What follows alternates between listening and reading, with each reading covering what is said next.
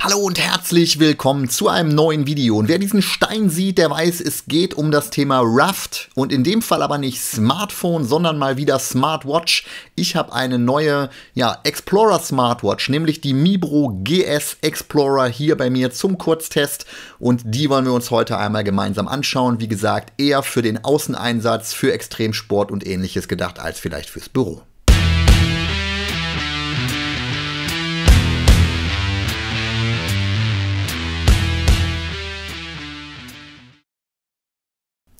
Ja, also wie gesagt, wir haben die Mibro GS Explorer einmal hier. Explorer ist der wichtige Zusatz, denn Mibro hat noch andere GS Smartwatches sozusagen. Und ihr seht hier, dass wir Dual-Band GPS mit an Bord haben, ein AMOLED-Display, da kommen wir dann später nochmal zu. Wir haben 2 Armbänder mit dabei, das heißt eins eher für den tatsächlichen Außeneinsatz sozusagen und eins vielleicht eher fürs Büro. Wir haben 10 ATM, also Atmosphären-Wasserdichtigkeit in Anführungsstrichen. Wir haben 150 und noch mehr Sportmodi, also ihr könnt eigentlich alles abdecken, was man sich so vorstellen kann. Wir haben eine Bewegungserkennung, die speziell von Mibro verwendet wird.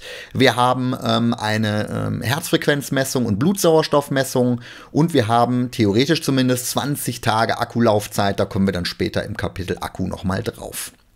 Vom Grundsatz her, hier unten dann auf der Rückseite noch der Code, um die Mibro Fit App herunterzuladen. Die braucht ihr auf dem Smartphone als Companion App.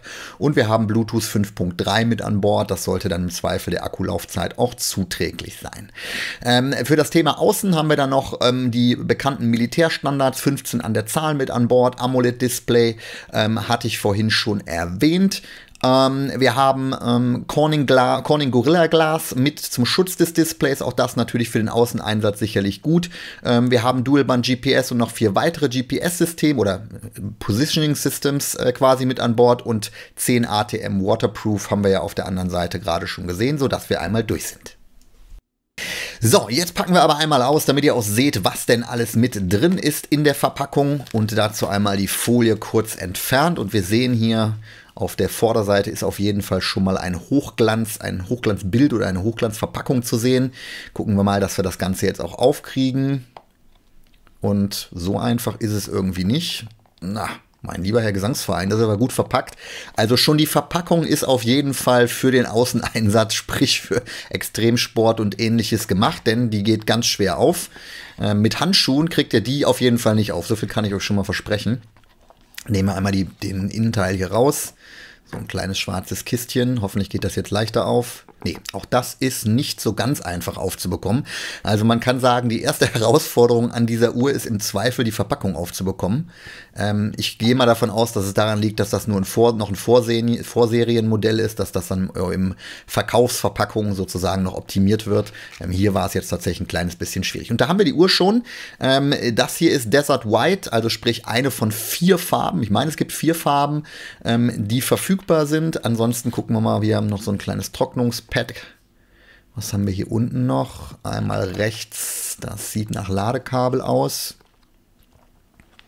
Nehmen wir das hier mal raus, dann können wir das auch vernünftig rausziehen. Genau, USB-Anschluss auf der einen Seite und auf der anderen Seite ein proprietärer Ladeanschluss. Ich denke mal, damit dürften alle von euch klarkommen. Gucken wir hier drüben nochmal. Wäre natürlich ganz cool gewesen, wenn der USB-Anschluss USB-C gewesen wäre, weil ja viele Ladegeräte jetzt nicht mehr oder beziehungsweise jetzt mit USB-C gelaufen. Deswegen wäre es ganz schön gewesen, aber ist halt in dem Fall nicht gegeben. Dann haben wir hier einen Schnellverschluss für das zweite Armband. Das zweite Armband aus meiner Sicht tendenziell eher was vielleicht, um es dann wirklich mal so ein bisschen optisch ansprechender zu tragen, anstatt das Silikonarmband, welches dann ja doch eher für den rauen Außeneinsatz gedacht ist. Und hier unten drunter gucken wir auch nochmal rein. Ich vermute mal, da ist noch die Bedienungsanleitung, genau, das ist die Bedienungsanleitung und die ist, wie wir hier am Titel Bedienungsanleitung schon sehen können, auch auf Deutsch verfügbar. Also da könnt ihr euch einen ersten Eindruck vermitteln, um dann zu sehen, wie die Uhr funktioniert. Wobei nochmal Installation und so weiter super easy, alles kein Problem, kriegt ihr auf jeden Fall hin. So, werfen wir einmal Blick auf Optik, Haptik und Verarbeitung und vom Grundsatz her seht ihr hier schon, wir haben ja die weiße Variante sozusagen, also die helle Variante, es gibt noch schwarz, grün und blau. Das Display über Corning Glass geschützt, grundsätzlich ein AMOLED-Display 466 x 466 Pixel.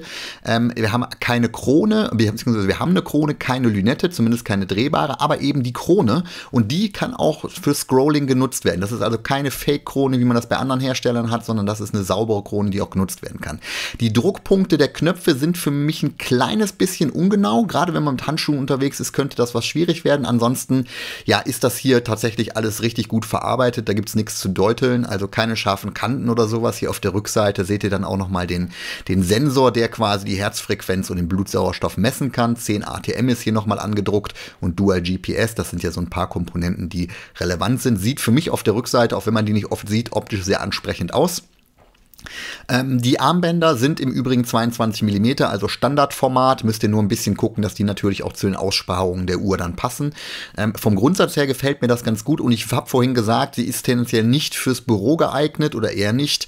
Das würde ich jetzt ein bisschen revidieren, weil ich hätte gesagt, wenn man jetzt das Stoffarmband anschließt oder dran macht, dann passt das schon gegebenenfalls auch fürs Büro. Ist natürlich ein bisschen Geschmackssache irgendwo und sie trägt auch gar nicht ganz so dick auf, wie ich das zunächst erwartet hatte. Ihr habt es hier gerade an meinem Arm gesehen. Das passt also halbwegs, wenn man da eben den Geschmack für diese Art von Uhr hat und das ist ja dann eher vielleicht Outdoor, aber auch mit der Option, es durchaus auch mal im Büro nutzen zu können. Im Übrigen ist das Glas ein bisschen durch den Rand überstreckt, das heißt, das ist auch noch mal ein zusätzlicher Schutz für euer Glas. Gucken wir uns auch noch mal kurz die Bedienung an. Hier ist so ein bisschen der Quick Start Guide, der vorgegeben ist, wobei den können wir uns eigentlich schenken. Vom Grundsatz her ist die Bedienung wie bei jeder oder fast allen Smartwatches. Mittlerweile hat sich ja so ein gewisser Standard etabliert. Wenn ihr von oben nach unten wischt, kommt ihr zu den Schnellstarteinstellungen. Seht dann die Möglichkeiten, die ihr habt, zum Beispiel Uhr dauerhaft einzuschalten. Ihr seht den Akkuzustand, ihr seht den Verbindungsstatus und so weiter und so fort. Das ist dann die eine Variante. Wenn ihr von links nach rechts wischt, kommt ihr zu so einem kleinen, ja, Dashboard, nenne ich es jetzt mal, welches im Übrigen auch konfigurierbar ist. Finde ich ganz cool, weil da kann man nämlich tatsächlich einzelne Komponenten so zusammenstellen, wie man sie braucht. Finde ich wirklich ganz praktisch, denn neben der Tatsache, dass solche Dinge vielleicht auch auf eurem Watchface verfügbar sind, könnt ihr hier nochmal so ein bisschen intensiver euch auch damit beschäftigen, welche Komponenten ihr denn wirklich braucht und welche gegebenenfalls auch nicht. Wenn ihr von rechts nach links wischt, kommt ihr ja zu den Widgets, wenn man so will. Wetter ist mit dabei, Kompass haben wir gerade gesehen. Luftdruckmessung ist mit dabei, also da könnt ihr euch die Teile auch wieder so einstellen und konfigurieren, wie ihr sie braucht. Auch die Reihenfolge lässt sich hier verändern, sodass ihr als erstes immer das nehmen könnt, was auch als erstes von euch verwendet werden sollte. Grundsätzlich Benachrichtigungen von unten nach oben, auch das eher ein Klassiker als überraschend. Vom Grundsatz her, die Bedienelemente habe ich vorhin schon gesagt, wir haben 2 Knöpfe und eben halt auch die Krone. Die Krone dient dazu, dass man auch scrollen kann und ist, wie ich vorhin schon erwähnt, keine Showkrone, finde ich persönlich richtig wichtig. Gerade wenn ihr Handschuhe oder sowas anhabt, ist das natürlich ein großer Vorteil, dass ihr eben nicht über das Display mit Touch scrollen müsst, sondern nur einmal bestätigen müsst und ansonsten die Krone halt verwenden könnt.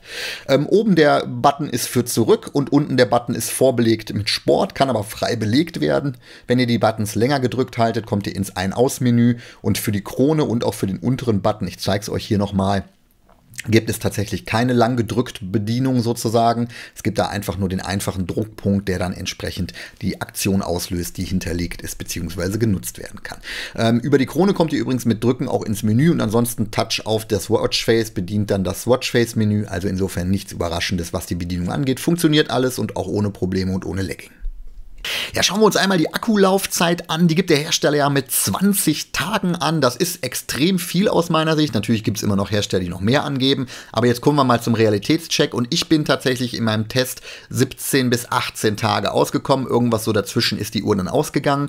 Das ist aus meiner Sicht mehr als ausreichend. Ich glaube, wenige Leute brauchen mehr Laufzeit als 18 Tage. Gibt natürlich einige Faktoren, die die Laufzeit beeinflussen. Je nachdem, wenn ihr ein Always-On-Display anhabt, wenn ihr oft die Uhr bedient, wenn ihr quasi die Helligkeit erhöht, wenn ihr GPS oft nutzt, auch das beeinflusst natürlich die Laufzeit. Wenn ihr den ganzen Tag GPS benutzt, dann kommt die Uhr nämlich nur auf 15 Stunden, gibt zumindest der Hersteller an und das kommt auch ungefähr hin nach meinen Tests, denn da seht ihr schon, dass dann die Akkulaufzeit nochmal deutlich runtergeht. Andere Faktoren, die es natürlich beeinflussen, ist, wenn ihr jeden Tag Sport macht, auch dann GPS gegebenenfalls mit dabei, die Aufzeichnung mit dabei, auch dann kommt ihr natürlich nicht ganz auf die 17 bis 18 Tage, die eher so im Ruhemodus mit einzelnen Bedienelementen dann verfügbar verfügbar sind. Grundsätzlich würde ich persönlich sagen, mehr als ausreichend. Wie seht ihr das? Schreibt es mir gerne mal in die Kommentare. Ja, Thema Apps und Software, also wie gesagt, Druck auf die Krone öffnet das Apps-Menü und die Apps sind tatsächlich fix vorgegeben. Also wir haben hier ja keine Wear OS Smartwatch oder ähnliches, sondern mit einem fixen System, kommt mit deutlich mehr Akkulaufzeit daher, das muss man auch wissen, aber halt mit beschränkten Apps. Aber zum Beispiel im Bereich Sport seid ihr wirklich sehr breit aufgestellt. 150 Sportmodi und sogar noch mehr, und wer sich jetzt fragt, das waren doch gerade keine 150, dem zeige ich hier, wir gehen auf Anpassen und scrollen dann noch durch die restlichen Optionen, und diese Liste ist tatsächlich schier unerschöpflich. Da gibt es ganz viele Dinge, von denen, oder beziehungsweise manche Dinge, von denen ich gar nicht weiß, was es konkret bedeutet. Es gibt auf jeden Fall sehr, sehr viel, was ihr euch da noch mit aufschalten könnt. Wie gesagt, 150 Sportmodi sollte eigentlich für jeden was dabei sein, und wenn es nicht genau die Sportart ist oder die genaue Bezeichnung, findet ihr sicherlich was sehr ähnlich ist, um es dann darunter abzulegen. Also Thema Sportmodi braucht ihr, glaube ich, keine Erweiterung durch irgendeinen App Store. Ansonsten gibt es noch so den klassischen App-Verlauf sozusagen, wenn man so möchte. Ihr könnt hier die Aufzeichnungen einsehen, ihr könnt die Herzfrequenz-App nutzen, die Blutsauerstoff-App, ihr habt eine Schlaftracking-App. Das funktioniert übrigens in Ordnung. Da gibt es kleinere Abweichungen zu anderen Messungen, aber die sind aus meiner Sicht noch im Rahmen. Wetter haben wir mit dabei, Stress haben wir mit dabei. Musik ist tatsächlich keine eigene App in dem Sinne, sondern eher eine Fernsteuerung für euer Telefon. Das muss man halt einfach wissen. Also sprich, ihr könnt nicht auf der Uhr irgendwelche Musik ablegen und die dann verwenden. Wir haben dann ansonsten noch natürlich die klassischen Funktionen wie Wecker und so weiter und so fort. Wir haben Atemfunktionen, Telefonsuchen ist möglich, Kompass, Barometer und Timer. Also das, was so klassischerweise mit dabei ist. Eine App, die mich etwas überrascht hat, ist Würfel. Das kannte ich tatsächlich bisher nicht. Und die ist nichts anderes, als dass 4 Würfel, oder die Anzahl könnt ihr einstellen, an Würfeln gewürfelt wird und dann eine Zahl da steht. Wofür man die App jetzt genau braucht, ich weiß es nicht, aber irgendwo für irgendeinen Nutzen wird sie sicherlich haben. Ja, insgesamt unten seht ihr noch NFC-Tag übrigens, da könnt ihr theoretisch dann auch noch NFC-Tags für einen Zugang oder sowas hinterlegen. Bezahlfunktion habe ich nicht gefunden, ist also meiner Meinung nach entsprechend auch nicht mit drin. So, Thema Benachrichtigungen, und damit kommen wir zu einem Kapitel, was für viele von euch extrem wichtig ist. Das weiß ich aus meinen anderen Videos, und wir gucken mal, was jetzt funktioniert und was nicht. Denn grundsätzlich teste ich ja immer mit WhatsApp. Das ist ja so der klassische Anbieter, den wahrscheinlich viele von euch nutzen. Und ihr seht hier, Benachrichtigungen kommen auch an. Wir haben jetzt 2 neue Benachrichtigungen, die können wir auch aus unserem Speicher sozusagen rauslöschen. Wir können uns die aber auch nochmal angucken, indem wir hier unten auf die Benachrichtigungen gehen, klicken einmal drauf, genau, und sehen dann quasi unten auch den Inhalt der Benachrichtigungen, die wir noch nicht verworfen haben. Wir sehen hier, es sind hier unten die Benachrichtigungen von dem Thumbnail, was ich erstellt habe, und wir können dann hier auch nochmal reingehen, beziehungsweise draufgehen und die dann auch separat nochmal löschen. Also wenn die quasi längeren Text hätten, könntet ihr da auch nochmal in die Details reingehen. Was nicht funktioniert, ist das Antworten, und das ist so ein bisschen das, was man vielleicht von vielen Smartwatches kennt, dass eben die Beantwortungsfunktion nicht bei allen gegeben ist. Das hängt einfach mit der Technik zusammen, die dahinter liegt, denn am Ende greift die Uhr nur die Benachrichtigung von eurem Smartphone ab, ohne eine Funktionalität zur Antwort zu bieten. Dafür funktionieren aber, und das habt ihr gerade gesehen, Emoticons sind mit dabei, können also abgerufen werden. Was vielleicht noch relevant ist, ist das Thema Foto. Da suche ich jetzt gerade mal ein Foto raus, das gucken wir jetzt mal, was da ankommt. Ich nehme es vielleicht auch schon mal in Teilen vorweg. Foto kann nicht angezeigt werden. Auch das ist eigentlich gängiger Standard bei Smartwatches in dieser Preisklasse, dass halt eben WhatsApp-Bilder nicht angezeigt werden können. Es kommt halt ein Hinweis, dass ein Foto reingekommen ist, was ja erstmal schon mal gut ist. Hier seht ihr es. Aber ihr könnt halt das Foto an sich nicht anzeigen lassen. Was gibt es sonst noch, was vielleicht für euch relevant sein könnte? Gucken wir gleich nochmal rein, was denn noch für Möglichkeiten sind. Also wie gesagt, Foto zeige ich euch hier nochmal. Jetzt gucken wir nochmal, was passiert, wenn wir einen Anruf starten. Und wenig überraschend seht ihr hier erstmal nichts. Das heißt, die Uhr zeigt keinen WhatsApp-Sprachanruf an. Das ist wichtig zu wissen, dass das unter WhatsApp der Fall ist. Denn tatsächliche Anrufe, also sprich, wenn ihr euch wirklich über euer Handy anruft, über einen normalen Sprachanruf sozusagen, ohne eine separate App zu nutzen, die werden auf der Uhr zumindest mal angezeigt.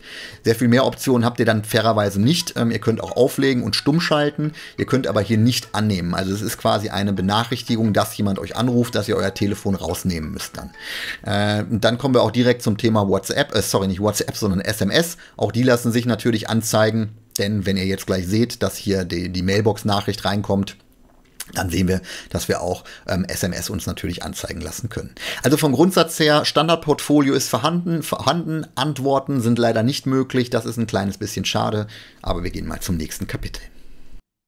Ja, und damit sind wir tatsächlich auch schon beim Fazit angekommen. Wir haben jetzt so ein paar Kapitel durchgearbeitet und ich habe euch immer gesagt, was mir persönlich positiv aufgefallen ist. Die Druckpunkte sind ein bisschen, ja, ich sag mal, nicht ganz in Ordnung. Dafür die Krone wirklich richtig, richtig gut, finde ich persönlich gerade bei so einer Outdoor-Smartwatch extrem wichtig. Verarbeitung ist super, Display ist auch sehr, sehr gut. Ihr kriegt 2 Armbänder mit dazu, eins eher für den Außeneinsatz, eins dann tendenziell eher vielleicht fürs Büro. Also das geht auf jeden Fall alles in Ordnung, auch für den Preis, der da aufgerufen wird. Apps sind nicht erweiterbar, ihr habt so ein Standardportfolio mit dabei, damit müsst ihr halt auskommen. Wenn das der Fall ist, ist es vielleicht das Richtige für euch. 150 Sportmodi sind auch mit am Start, also mehr als ausreichend. Benachrichtigungsfunktionen sind wir gerade intensiv drauf eingegangen, gibt es einige Einschränkungen, aber grundsätzlich funktionieren Benachrichtigungen. Wir haben dann noch das Thema Akkulaufzeit, mehr als ausreichend aus meiner persönlichen Sicht. Da gibt es eigentlich nichts dran zu deuteln, außer ihr nutzt sehr viel GPS, dann geht die Akkulaufzeit halt eben nach unten, aber auch das ist bei allen anderen Smartwatches auch der Fall, weil GPS nur mal einfach ein Akkufresser ist. Insgesamt muss man sagen, das Paket geht definitiv in Ordnung. Was der Fall ist, dass ihr halt mit dem, was ihr hier mitgeliefert bekommt, auskommen müsst. Das muss man halt eben wissen. Ihr habt eine sehr robuste Uhr, ihr habt eine Uhr, die mit vielen GPS bzw. Positioning Systems daherkommt. Ihr habt ein tolles Display, eine gute Akkulaufzeit. All das kostet natürlich auch ein paar Euro. In dem konkreten Fall 139 Euro UVP. Mit dem Code, den ihr in der Videobeschreibung findet, spart ihr nochmal 10 Euro. Guckt euch das Ding gegebenenfalls mal an. Ich würde sagen, wenn ihr Outdoor interessiert seid und vielleicht auch mit die Uhr etwas mehr aushalten muss, dann ist das definitiv was man sich angucken kann. Ob es jetzt die weiße Version sein muss oder vielleicht nicht doch eher die schwarze, das bleibt euch überlassen. Habt ihr noch Fragen, dann schreibt mir gerne in die Videobeschreibung. Ich bedanke mich bei euch fürs Zusehen und sage am Ende nichts anderes als wie immer, Alexa, Kamera aus. Okay.